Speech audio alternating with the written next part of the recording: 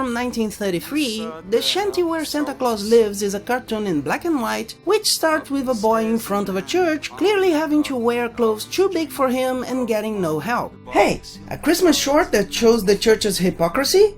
I'm in! It's worth noticing how depressive it is to hear happy people ignoring you. The boy even cheers up, maybe because cloning was apparently invented, or because he thought it's one of those families with 5 children, maybe quintuplets, that in people's imaginations always have room for one more. Unfortunately, he notices the families like their children bald. What's wrong with being bald? And is thrown by the wind against a house and buried in snow. He even asks the audience for help, soon leaving alone and he's starting his sniffling and walking cycle. He even looks at his stocking full of holes hopeful, but there isn't anything, so he crumbles crying and sniffling onto his chair. I think I'm never going to Acapulco. Finally, out of nowhere, a sled comes by the window.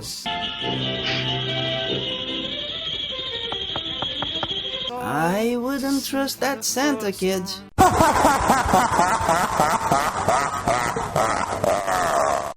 After a basic joke, I don't feel my legs. The boy broke his ass in two, having 4 cheeks. Wear your seatbelts, kids. The short goes more clearly into its format, of mini jokes that can be repeated almost endlessly, also known as GIFs, and music to liven the precarious animation. And I have great ease in liking these cartoons.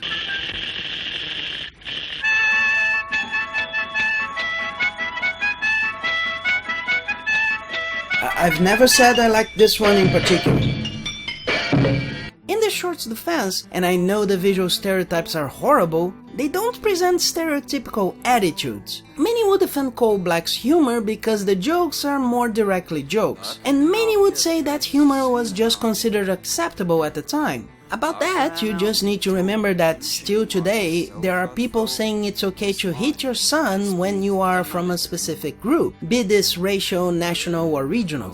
Yes, here too. In other words, the "it was acceptable" is just another way of saying if it was okay today, I'd do it. It's the horrible in the good old days. Only being common isn't a justification. Being common just shows how deep a problem can be or not be. In this case, on the other hand, we have puppets that, honestly, from far away could be confused with short-haired people. It's the discussion the Crybaby was avoiding, reads the YouTuber who did blackface without knowing and then was racist to pretend she wasn't wrong. Obviously because it's difficult to make decisions by yourself about something that isn't an absolute consensus. These are bad representations, which shouldn't be made because of their connection with a huge history of prejudice. But these were made before that realization and don't show black people as lazy or ignorant.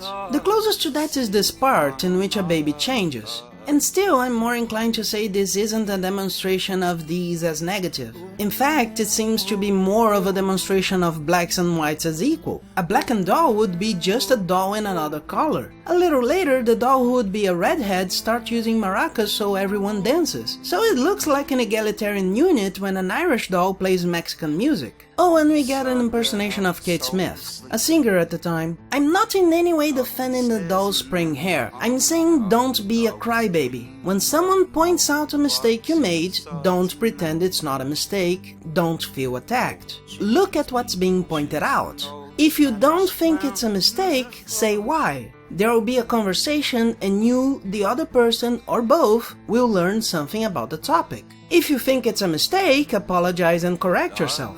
I obviously went looking for the example we had on the channel because it's a perfect example of both a person doing something bad accidentally and how getting offended and attacking others in response can be even worse. Of course it wasn't there. It's easier for her to pretend it didn't happen. But it did. No one who really cared about it forgot. In a time of loving your neighbor, it is especially important to remember what this means. It isn't pretending we are all equal. It's knowing we can all do good things and bad things, and showing others how to improve while receiving criticism from others to improve ourselves. Not because of a belief, but for the simple fact the alternative is thinking you can't be wrong. When you do that, you're the one who loses. Finally, a nutcracker sets fire to a Christmas tree and the boy uses bagpipes to put out the fire. In fact, if we make a deeper analysis for the meaning of this multiculturalism, Poor people in overly religious places are ignored to be saved by someone promising gifts, and using a cultural item saves everyone's symbol of joy.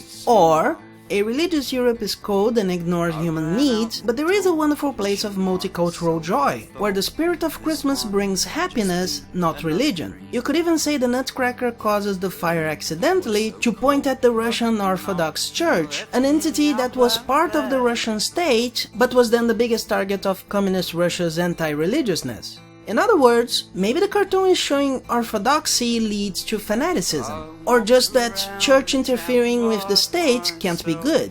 Of course, with a touch of nationalism saying, we are better because of this, we are better for adopting diversity, we don't build walls, we are not fanatic. Oh.